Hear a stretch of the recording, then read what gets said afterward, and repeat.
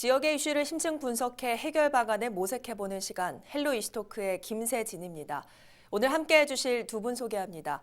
경남연구원 책임연구원을 지내셨던 안소동 행정학 박사 나오셨고요. 현 경남도 정책자문단 위원인 유진상 창원대 건축학부 교수 나오셨습니다. 안녕하십니까? 네, 반갑습니다. 반갑습니다. 네. 이슈 짚어보기로 시작해보죠. 창원 지역농협이 도로 부지에 임시 가건물을 신축해 논란이 일고 있습니다. 이 부지가 원래 도로가 계획된 곳이라서 건물이 들어서면 안 되는 곳이라면서요? 네, 엄밀히 따지면 도시계획상 도로 계획이 있으면 안 되는데 예외적 조건이 있어요. 예를 들면 사유지에 도시계획 도로가 갑자기 들어섰어요. 그러면 네. 사유재산권이 좀 침해가 됐잖아요. 예. 근데 이제 도시 발전을 위해서 어쩔 수 없이 그럴 수는 있지만 그 도시계획 도로를 놓겠다고 해놓고 장기간 미집행하는 경우가 많이 있거든요. 네. 그 이제 예외적으로 가건물 같은 것도 이제 허가가 되는데 지금 이번에 농협 창원 이제 지역 농협에 거기 이제 가건물 같은 걸 지었는데 네. 그 아래 도시계획 도로 계획이 돼 있었는데 이제 보니까 그 구청 건축허가과에서 이제 2017년도 당시에 이제 그걸 할 때 조건부로 허가를 내줬다. 네. 근데 그 조건부라는 건 뭐냐면 만약에 도시계획 도로가 실제로 개설이 된다고 하면 3개월 전에 이 가건물 다 허물고 그 농협 자부담으로 허물고 하는 그 원상 회복하는 조건으로 내줬고 네. 제가 좀 더 알아보니까 이 도시계획 도로가 1978년 40년 전에 계획이 된 거예요. 그러니까 40년 동안 사유재산을 못한 거죠. 예. 그래서 이제 근데다가 내년 7월이 되면 도시공원 일몰제에 영향을 받게 됩니다. 도시공원 일몰제라는 것은 이제 도시계획 시설상 도시공원으로 어떤 사유재산을 이렇게 확 묶어가지고 네. 도민들이나 시민들의 편의를 위해서 공원 부지로 이제 거의 반강제로 제공을 했는데 20년 동안 그게 20년이 지나면 자동으로 풀리게 돼 있어요. 그게 내년 7월인데 네. 풀리게 되면 공원 기능을 못 하고 사유지 이제 본인 재산권을 행사할 거 아니에요. 네. 그러면 공원 만들려고 했던 그 계획 도로도 그게 없어질 확률이 굉장히 높거든요. 지금 1년 남았는데 그 도로를 갑자기 설치하기도 굉장히 힘들고 네. 이제 그런 여러 가지 정황으로 봐서 그게 이제 도로로 될 가능성이 희박하기 때문에 허가민원과에서는 그냥 그 가건물이니까 조건부로 허가를 낸 거고 제 경험상으로 봤을 때도 네. 도시계획 도로를 하더라도 이제 저 정도 수준의 가건물은 그냥 이렇게 허가해 주는 게 일반적인 상황이거든요. 근데 아마 예. 이제 또 다른 문제가 있지 않았나 싶습니다. 예, 어쨌든 일각에선 봐주기식 행정이란 비판도 나오고 있는데 허가를 적절했다라고 볼 수가 있겠습니까? 지금 이제 조합원들과 그 구청과 그리고 이제 이 건물을 지은 이제 농협이 진동농협이죠. 우리 마산 하포구의 진동농협이 지었는데 정확하게 이 도로가 하포구 진동면 500-2번지입니다. 네. 이 이제 그 부지가 이제 개인 소유인데 교수님 방금 설명하신 대로 40년 전에 도로로 이제 지정이 되어 있습니다. 예. 지정이 되어 있는데 일부에서는 이제 이 도로 부지를 보고 전혀 이제 주변을 살펴보니까 도로로서 개설될 가능성이 적다. 이렇게 이제 보고 있고 그렇지만 이제 문제는 구청이라든지 시청에서도 지금 이제 도로 개설 계획은 없지만은 네. 향후에 언제쯤 도로가 개설될지는 정확하게 답변을 할 수 없다. 예. 이러다 보니까 조합원들이 여기 이제 별관이 문제인데 진동동은 별관인데 여기에 3억 원 예산을 들여서 별관을 지었습니다. 그리고 이제 지금 현재 뭐 제대로 그렇게 활용 가치도 높지 않다고 이렇게 비판을 받고 있는데 그렇다면 굳이 이렇게 돈을 많이 들여서 이 별관 건물을 지을 필요가 있겠는가 하는 의혹이 들 수밖에 없죠. 그래서 이제 이런 문제는 뭐 결국 이 가건물은 물론 이제 건축법상 시청의 적법한 절차를 받아서 설치를 했습니다만은 앞으로 이 도시계획이라는 게 변하지 않습니까? 그렇죠? 네. 언제 어느 때 어떻게 변할지가 모르는데 굳이 철거를 해야 될 건물이라면은 이게 건물을 지을 때 조합원들 특히 조합원들이 지금 출자해서 만든 동이 아닙니까? 조합원들과 일부 그 구민들이 좀 여기에 좀 뭔가 적용치 않은 게 있고 또 굳이 이것을 지을 이유가 없지 않았나 이렇게 네. 보고 있거든요. 그래서 구청이나 농협 측에서도 이 문제를 좀 세심하게 저는 살펴봐야 된다고 생각합니다. 예, 알겠습니다. 이어서 본 주제로 들어가 보죠. 현 정부의 친환경 에너지 정책이 태양광 에너지를 넘어 이제는 육상 풍력 발전으로 이어지는 구체적인 로드맵이 나왔습니다. 육상 풍력 발전에 거는 기대와 함께 환경 훼손을 우려하는 반대의 목소리도 있는데요. 경남권 육상 풍력 발전을 중심으로 오늘 다양한 내용들 짚어보죠. 우선 지난달 23일 민주당이 당정협의회에서 육상 풍력 발전 활성화 방안을 발표했습니다. 이것도 정부의 친환경 에너지 정책과 좀 맞물려 있다고 봐야겠죠. 네, 그 육상 풍력 발전 활성화 방안. 그러니까 그동안 정부에서 이제 문재인 정부에서 신재생 에너지를 이제 좀 중점적으로 육성하는 정책을 추진했는데 네. 성과가 좀 지지부진한데다가 최근에 산림 훼손 문제로 되게 거역을 치렀잖아요. 이제 맞습니다. 그래서 이제 새롭게 다시 정책을 이제 다듬었는데 내용을 보면 2040년까지 재생에너지 비중을 전체 발전량의 35%까지 늘리겠다는 내용이에요. 네. 근데 이제 결국 그 핵심이 태양광과 풍력이기 때문에 그것들을 좀 더 쉽게 그 사업을 할 수 있도록 도와주겠다는 내용인데 네. 문제는 그 안에 멸종 위기동물 주 서식지인 생태 자연 1등급 권역, 그다음에 백두대간 보호 지역 이런 것도 이제 허용이 되는 거예요. 예. 물론 이제 조건부가 있지만 그게 이제 핵심 내용이기 때문에 조금 논란이 됐었고 그다음에 그 안에서 또 육상 풍력 사업 허가 금지가 됐던 국유림, 네, 인공 조림이 몇 프로 이상이면 그 숲길을 넓히거나 할 수 없다는 조건이 있었는데 그것도 지금 풀어질 수 있게 사업자에게 좀 더 유리한 그게 국유림법 시행령을 개정하기로 한 겁니다. 네. 당연히 이제 주민들 반발이 있었겠죠. 예. 있고 이게 또 하나 이제 정부가 올해 650메가와트 그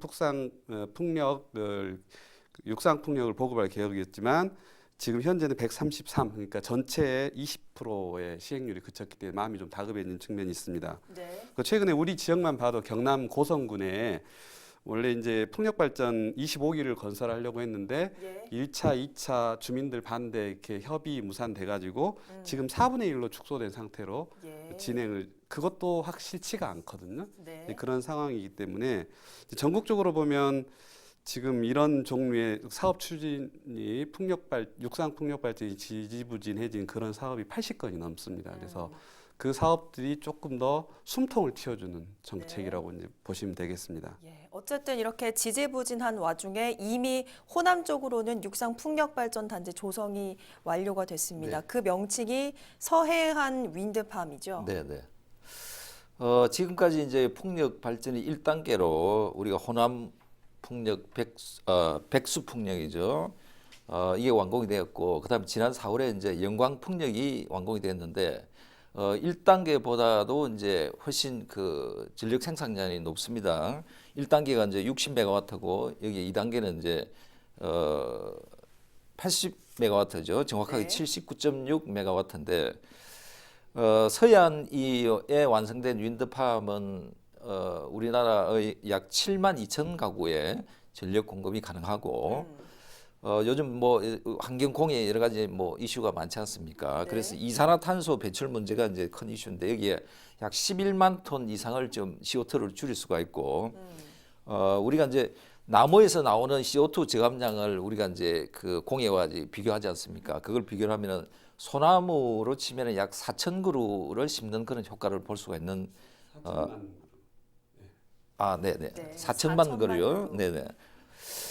그래서 영광풍력은 약 2,600억 정도의 건설비로서 건설이 됐는데 여기에는 이제 육상과 해상이 혼합되어 있습니다. 네. 그래서 육상은 20기, 해상풍력기가 이제 15기에서 총 35기로 구성이 되어 있는데 우리나라는 지난 8월에 이제 경주 지역에 또 이 동해안에 네. 풍력 단지가 완성이 되었죠. 그래서 이제 이번에 서해안 윈드팜이 완성이 되어서 어떤 한국의 지도상의 종축으로 동해안과 서해안의 어떤 그 해상 풍력 단지가 거의 완성이 다 되어 간다 이렇게 보시면 되겠습니다. 예. 그러면 이 육상 풍력 발전의 장점에는 어떤 것들이 있습니까? 일단 여러분들 기본적으로 아시는 이제 상식선에서 비고갈 자원이라는 점, 그다음에 이제 석탄 발전처럼 요즘 대기오염 너무 민감하잖아요. 대기오염 처리 비용이 없다는 거. 그다음에 원전은 원전이 사실 굉장히 효율이 높지만 사후 처리 비용이 너무 많이 들잖아요. 네. 이제 폐기하고 하는 것들 그런 거에 비해서 이제 기본적인 여러분들이 아는 상식선상에서 장점을 가지고 있고 세계 시장 신재생 에너지 비율을 보면 2012년도에 21%, 근데 2030년대 28%로 늘어나기 때문에 시장성을 봐서도 우리나라 산업이나 지역 산업에 있어서 수요 공급을 맞춰야 되는 그런 것들이 있습니다. 그리고 이제 아까 이제 말씀하신 영광풍력 같은 경우 그리고 네. 이제 경주에 지금 1차 단지를 준공을 했는데 계속해서 늘려나갈 계획인데 거기 영광풍력단지랑 이 최근에 하는 육상풍력단지의 특징을 보면 네. 밑에서 농작 경영을 하고 네. 위에서 풍력 발전을 돌리기 때문에 속된 말로 1타 2피 두 가지 효과를 노릴 수 있는 굉장히 효율성이 높은 그래서 육상풍력을 하면 뭔가 환경 훼손이 조금 더 길을 내고 하면서 많이 남에도 불구하고 네. 이런 거 이제 강력하게 추진하게 된 겁니다.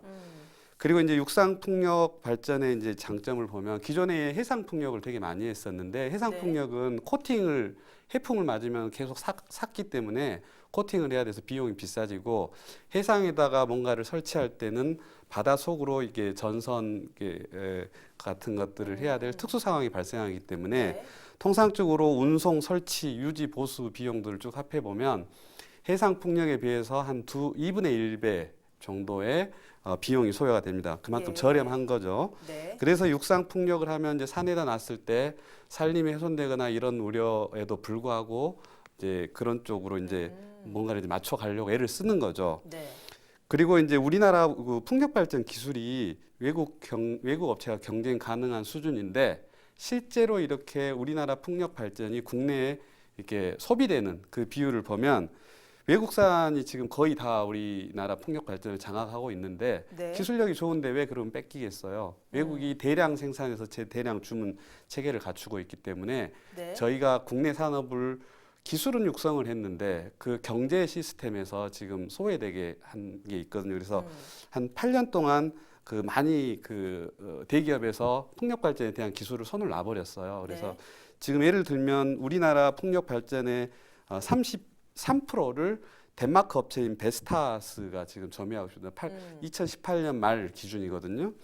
그리고 이제 2018년 말 기준 보면 국내에 설치한 발전사 45개소 풍력 발전기 중에 74%가 외국 업체 소유입니다. 네. 이제 이것만 봐도 지금 얼마나 우리가 지금 굉장히 발전 가능성이 높은 분야인데도 이제 먹잇감을 뺏기고 있는지 알 수 있고 특히 경남 같은 경우는 두산중공업이나 태운 같은데 이제 이 풍력을 잘 할 수 있는 기업체들이 많기 때문에 예. 경남 산업의 경쟁력 제고에도 큰 이제 도움이 될 거라고 판단을 하고 있지만 물론 단점도 있죠. 뭐 우리나라 지형 특성상 산지가 많고 막 이러기 때문에 발전이 간헐적으로 되기 때문에 효율이 좀 떨어집니다. 근데다가 우리나라는 땅값이 비싸잖아요. 네. 뭐 평야지대가 있고 그런 게 아니기 때문에 그래서 뭐 경쟁력이 좀 떨어지기는 하겠지만 지금 워낙에 우리 원전을 폐쇄하고 했기 때문에 지역 산업도 침체되고 했기 때문에 우리 경남 지역에서 봤을 때는 그 정부 정책이 굉장히 잘 민감하게 반응해서 굉장히 호기라고 생각을 하기 때문에 발빠르게 대처를 했으면 좋겠습니다. 예, 그 호기라는 말씀을 해주셨는데 고성에서는 뭐 환경 훼손 이런 우려도 나오면서 실제로 주민 반발에 부딪혀서 추진이 못 되고 있는 상황이잖아요. 네. 신재생 에너지는 이제 미래로 우리가 이제 가는 하나의 그 우리의 뭐 그 에너지라든지 국가 안보 차원 뭐 여러 가지 차원이 맞물려 있죠. 그래서 신재생 에너지로 우리 갈 수밖에 없는데 네.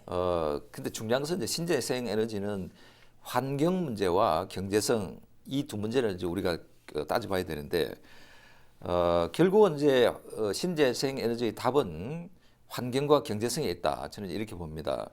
지난달 23일이었죠. 정부와 더불어민주당은 우리나라 풍력 발전 활성화 방안을 발표했는데 뭐 이 발표를 보고 전문가들의 견해는 환경 훼손 문제와 경제성 문제를 극복하기 어렵다.